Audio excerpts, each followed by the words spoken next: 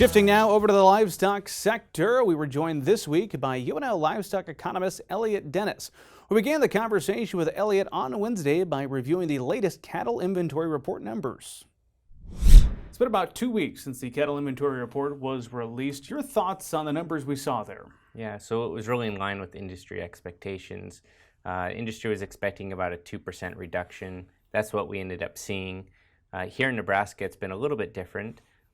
We have relatively maintained our cow numbers and also our calf crop numbers for 2021, 2022, only down about 5 to 10% or 5 to 10,000 in each one of those categories. To give you an idea, we're at about 1.83 million, down from 1.88. So that's not a significant drop, but certainly we're decreasing.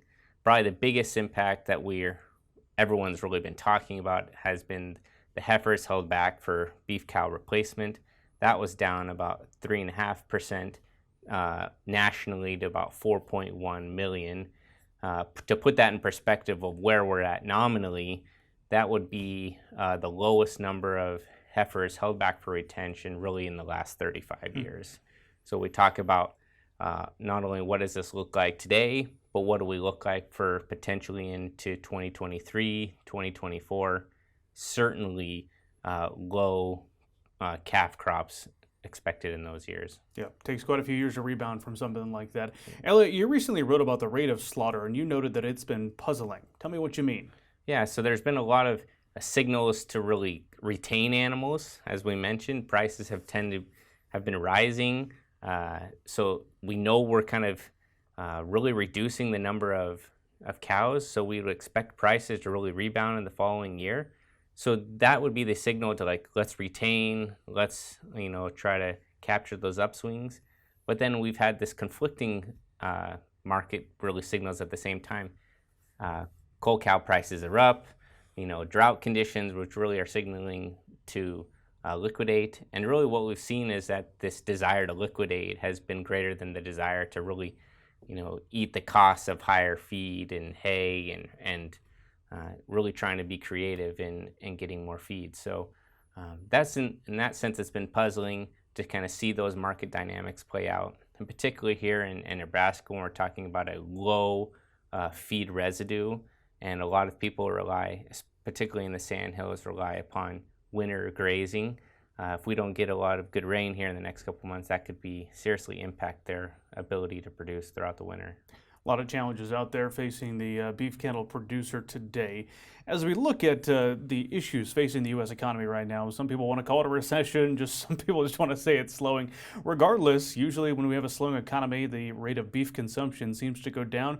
One, I guess, is that an accurate point? And if so, how do you see that impacting beef prices moving forward? Yeah, absolutely. So I don't think it's any surprise to anyone that the economy is slowing. Like you said, it doesn't matter if we call it a recession. Consumers are buying less, and that's the general sentiment and what we've seen from those numbers. Beef in particular is very sensitive to periods of downturn. It used to be more sensitive to price variation in pork and chicken, less so now over the last 10 to 15 years. And so really what we talk about, if the economy is slowing down, we would expect beef demand to soften a little bit. Ultimately means for producers that there's a potential for downside price movements as basically processors and retailers demand less of that product. If we're building up to that, then we could be in for potentially lower prices. As we do look at prices, though, right now, live and feeder cattle, prices pretty strong as we sit here early August. Your thoughts on the prices we're seeing?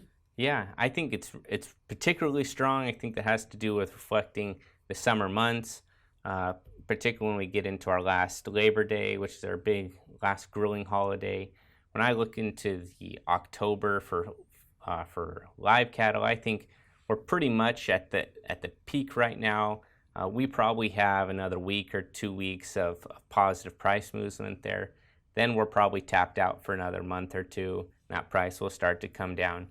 I think it's, if that price looks appealing for the October contract, I think it's worth considering with your marketing manager if this is a time to lock in some of that price. Feeder cattle in particular are probably have another, for the November contract, probably have another 3 or 4 weeks left. So you're kind of expecting a decrease here. To counter that point, what would it take to sustain these prices we're seeing right now and perhaps even go higher? I think a lot of it has to do with the consumer sentiment right now. I think the ability to move down would really depend on the overall economy in general. I think as we get out of that last Labor Day month, and if the economy doesn't improve, then I think we're going to see a real push downward. I think in order for that to stay up, we have to really see some positive improvements in the overall economy and continue to have strong exports, which we have had in the past. Just a little bit of time left here, Elliott. I want to give you the final word. What else is on your mind this week? Yeah, I think it's important as we talk about these market movements to really just assess, where we're at stress level wise. We shouldn't be required to do everything. That's why we have people in the industry to support us, and really just finding what you can and what you're able to control and what you want to control, and then find people who can help you do that, and recognize that there's a lot of things that you can't control, but reach out for help if you need it. Good thoughts as always. Thank you, Elliott. Thanks, Bryce.